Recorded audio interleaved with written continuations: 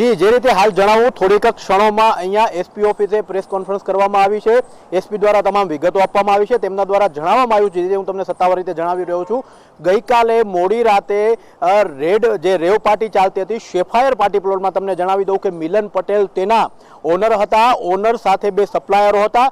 Supplier સાથે જેટલા લોકો પણ ત્યાં પાર્ટી માણતા હતા તમામની ધરપકડ કરી લેવામાં આવી છે। મોડી રાતે પોલીસે ત્યાં 11 વાગે રેડ કરી છે અને સવારે 5 વાગ્યા સુધી છાપાની પ્રક્રિયા ચાલી છે। જો તમને વધુ વિગત આપું કે સૌથી પહેલા તો જે આ પાર્ટીનું આયોજન કરાયું હતું એ પાર્ટીમાં પાસ છપાવવામાં આવ્યા હતા, જેમાં પાસમાં ચોખ્ખું છાપી દેવામાં આવ્યું હતું, લખી લેવામાં આવ્યું હતું કે આ પ્રકારના ભાવના તમે જો પાસ ખરીદશો તો આ પ્રમાણે તમને અનલિમિટેડ દારૂ મળશે। તો આ તમામ જે માહિતી હતી સૌથી પહેલા એસપીને બોપલ પોલીસને સૌથી પહેલા મળી ગઈ હતી। પોલીસ માત્ર રાહ જોઈ રહી હતી કે આ પાર્ટીનું આયોજન થાય તો પોલીસ ઘટના સ્થળ પર પહોંચે, અને જે રીતે ઘટના સ્થળ પર પહોંચી અને લાંબી રેડ ચાલી હતી। જો રેડમાં વાત કરું તો 51 બોટલ ઇંગ્લિશ દારૂ અલગ અલગ પ્રકારના, જેમ કે કેનિયા છે, જે રીતે આફ્રિકા છે, અલગ અલગ જે દેશોના જે યુવાનો ઝડપાયા છે તે વિદેશી દારૂ, એટલે ત્યાંનો દારૂ હોઈ શકે, અહીંયાનો દારૂ હોઈ શકે, દારૂ ક્યાંથી મંગાવ્યો છે તે સમગ્ર વિગત હજી પોલીસ પાસે તપાસમાં છે। ધીરે ધીરે પોલીસ એનો મેળવવાનો પ્રયાસ કરી રહી છે। પરંતુ વધારે ઉપર વાત કરું તો 51 ઇંગ્લિશ બોટલો પકડાઈ છે। ત્યાં હુક્કા પાર્ટી ચાલતી હતી, હુક્કા બાર હતું, 15 હુક્કા ઝડપાયા છે। હવે હુક્કામાં ગાંજો, ડ્રગ્સ કે દારૂ કોઈ પણ પ્રકારનું કેમિકલ હતું કે નહીં તેની પણ તપાસ કરવામાં આવી રહી છે। અને કુલ 7 લાખનો દારૂ, 7 લાખનો ઇંગ્લિશ દારૂ બોપલ પોલીસે પકડી પાડ્યો છે। કુલ વાત કરું જો પાર્ટીની જો વાત કરું તો ગઈકાલે મોડી રાત્રે શેફાયર પાર્ટી પ્લોટ જે શિલજમાં આવેલો છે 72 થી 80, એટલે આ આંકડો પણ ચોંકાવનારો છે, 72 થી 80 જણા પાર્ટીમાં દારૂની મહેફિલ માણી રહ્યા હતા। જે બાદ 20 લોકોની ધરપકડ કરવામાં આવી છે। એસપી ઓમપ્રકાશ જાટ છે, તેમણે અમદાવાદ ગ્રામ્યના જે એસપી છે તેમણે આની સંપૂર્ણ માહિતી આપી છે। તેમણે કહ્યું છે કે 20 લોકોની ધરપકડ કરાઈ છે। જો કે એમને સવાલ કરવામાં આવ્યો કે જો 72 લોકો પાર્ટીમાં સામેલ હતા તો માત્ર 20 લોકોની ધરપકડ કેમ, ત્યારે એમના દ્વારા જે કહેવામાં આવ્યું કે તમામ લોકોની જે તપાસ કરવામાં આવી હતી એમની જે લિક્વિડ જે એનાલાઇઝર દ્વારા જે તપાસ કરવામાં આવે છે, કેટલો દારૂ પીધો છે, દારૂ પીધો છે કે નહીં, કેવા પ્રકારનો દારૂ પીધો છે, એમાં આ 20 લોકો આરોપી સાબિત થયા છે। 20 લોકો જે દારૂ પીધો તો તે તપાસમાં મળી આવ્યું છે, એટલે 20 લોકો ઉપર ગુનો નોંધીને સમગ્ર કાર્યવાહી હાથ ધરવામાં આવી છે। હાલ અહીંયા જે રીતે વાત કરું કે 20 આરોપીઓને અહીંયા લઈ લેવામાં આવ્યા હતા। અહીંયા તમામ લોકોને જે આરોપીઓ હતા તેમને લઈને તમામ માહિતી આપવામાં આવી હતી। તેની જે પાર્ટીનો જે આયોજક છે તે જોન, જે વિદેશી નાગરિક હોવાનું, વિદેશી યુવાન હોવાનું સામે આવ્યું છે, તે ગુજરાત યુનિવર્સિટીમાં ભણતો હતો। આમ જનરલી ગુજરાતની, અમદાવાદની અલગ અલગ સંસ્થાઓમાં, અલગ અલગ યુનિવર્સિટીમાં આજે 15 થી 17 જણા જે એનઆરઆઈ હતા છે એ ભણતા હતા। 20 માંથી 2 ભારતીય છે અને બાકીના તમામ એનઆરઆઈ છે।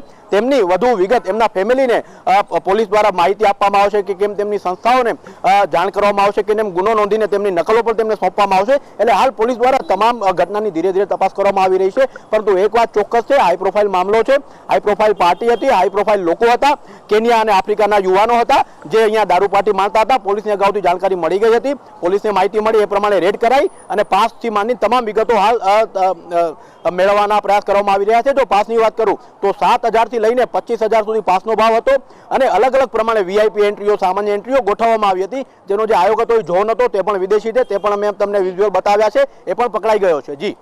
જી કમલેશ, ત્યારે એ પણ સવાલ થઈ રહ્યો છે કે પોલીસને આ પાસ પહેલા જ મળી ગયો હતો અને પોલીસ આ પાર્ટીમાં પાસ ખરીદીને પહોંચી હતી અને બાદમાં આખી રેડ કરી અને લાંબુ પ્રકરણ ચાલ્યું, પણ આટલો મોટો દારૂનો જથ્થો જો શિલજ વિસ્તારથી આ ફાર્મ હાઉસ સુધી પહોંચ્યો, આટલું પોલીસનું પેટ્રોલિંગ, તહેવારો ઉપર અત્યારે પેટ્રોલિંગ આપણે જોયું, ત્યારે આ દારૂ ફાર્મ હાઉસ સુધી કેવી રીતે પહોંચ્યો કમલેશ?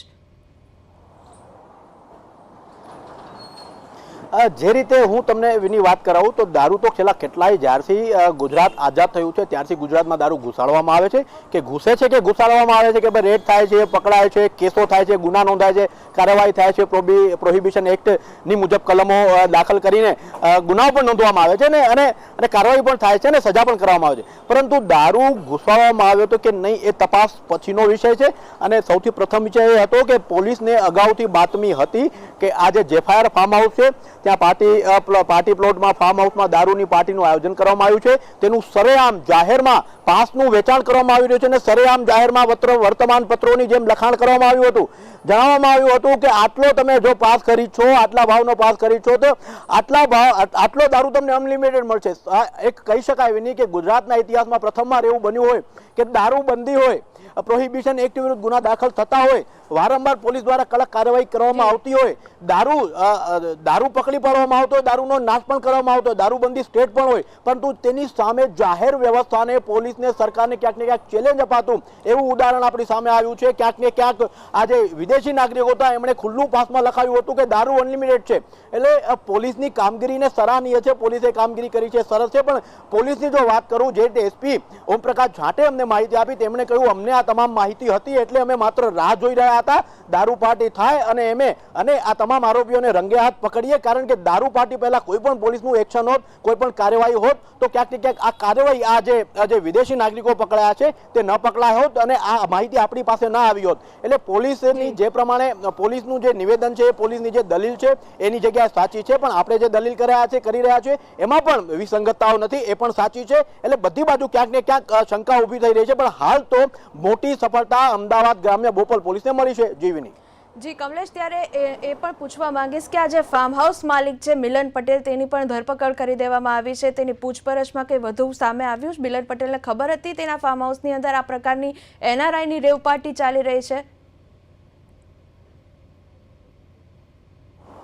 જી, તમને જણાવી દઉં કે આનો મુખ્ય સૂત્રધાર તો મિલન પટેલ જ છે. મિલન પટેલ એ સેફાયર જે ફાર્મ હાઉસ છે ચિલક પાસે આવેલું એનો માલિક છે. એની સાથે બે સપ્લાયર છે. બે સપ્લાયરોની પણ દારૂ સપ્લાય કરવાની ભૂમિકાઓ વિશે પોલીસ તપાસ કરી રહી છે. બે સપ્લાયરો વિરુદ્ધ ગુનો નોંધવામાં આવ્યો છે અને સાથે સાથે જે યુવાનો હતા, જે જોન હતો પાર્ટીનો આયોજક, એની પણ ધરપકડ કરવામાં આવી છે. હવે વાત કરું હું તમને મિલન પટેલની, તો મિલન પટેલ અહીંયા હાજર હતો. મેં તમને વિઝ્યુઅલ કરાયા છે, તમે જોઈ શકો છો કે ચશ્મા પહેરેલો યુવાન છે, 25 કે 30 વર્ષનો યુવાન છે. તે પાર્ટીનો આયોજક હતો અને તેણે પાર્ટીનું આયોજન કર્યું હતું. એટલે જેટલો સહભાગી આયોજક છે તેટલા જ સહભાગી સપ્લાયરો હતા અને તેટલા જ સહભાગી જે દારૂની મહેફિલ માણતા. એટલે જોવા જાવ તો 72 નો આંકડો આવ્યો છે. વિની આ એક ચોંકાવનારી બાબત છે કે 72 જણાઓ પાર્ટી માણતા હોય અને ત્યાં પોલીસ રેડ કરે છે. એટલે તમે એક વિચાર કરી શકો છો કે 72 લોકો પાર્ટીનું આયોજન કરતા હોય અને ત્યાં અચાનક રેડ પડી હોય અને કેવો માહોલ સર્જાયો હોય, કેવી ભાગાભાગી થઈ હોય, પોલીસે કેવી રીતે કાર્યવાહી કરી હોય અને કેટલા સમય સુધી પાર્ટી ચાલી હોય. જે રીતે વિઝ્યુઅલ આવ્યા, તમામ આરોપીઓ પોતાનું મોઢું બતાવતા બી ડરતા હતા, પોતાના મોઢે રૂમાલ, કપડું, હાથ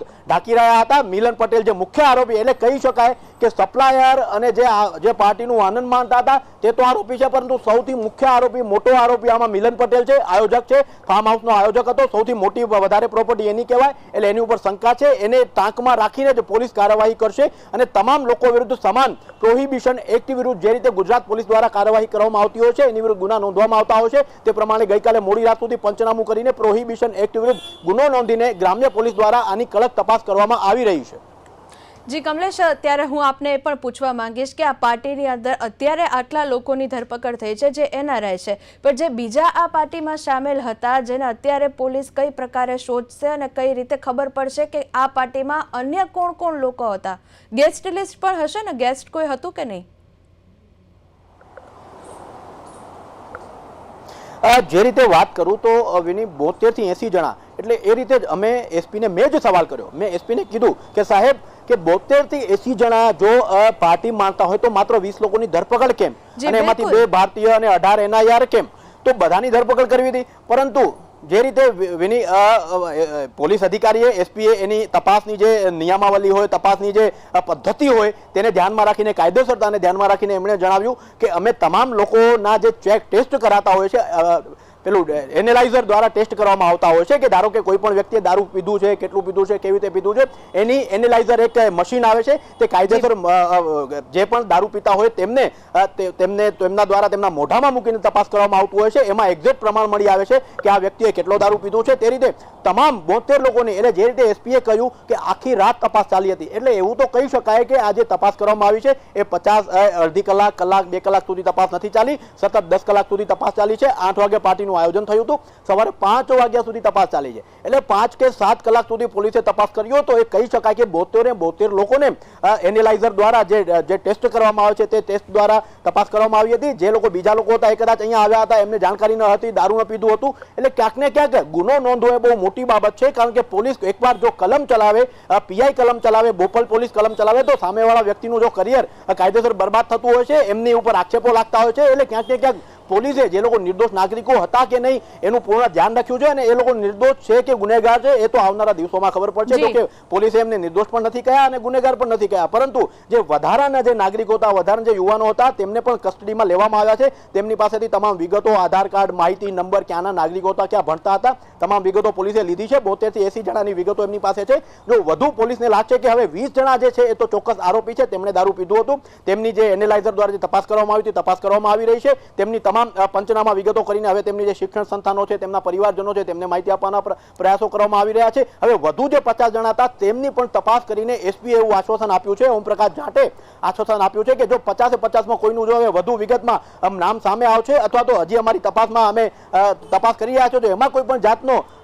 દેખાશે કે આ લોકોએ દારૂ પીધું છે અથવા દારૂ નું સેવન કર્યું હતું તો તેમના વિરુદ્ધ પણ ચોક્કસ ગુનો નોંધવામાં આવે છે. હવે અને પછી એ 20 જણા હોય, 30 જણા હોય, 40 હોય કે 50 હોય, પોલીસ એમની કાર્યવાહી કરવામાં કટિબદ્ધ છે અને એમાં કોઈ પણ પ્રકારની કચાશ પોલીસ નહીં રાખે. પરંતુ હવે જોઈએ કે આગળ કેવા પ્રકારની કાર્યવાહી થાય છે. હાલ તો તમામ લોકોની ધરપકડ કરીને અહીંયાથી લઈ જવામાં આવ્યા છે અને વધુ તપાસ હાથ ધરવામાં આવી છે.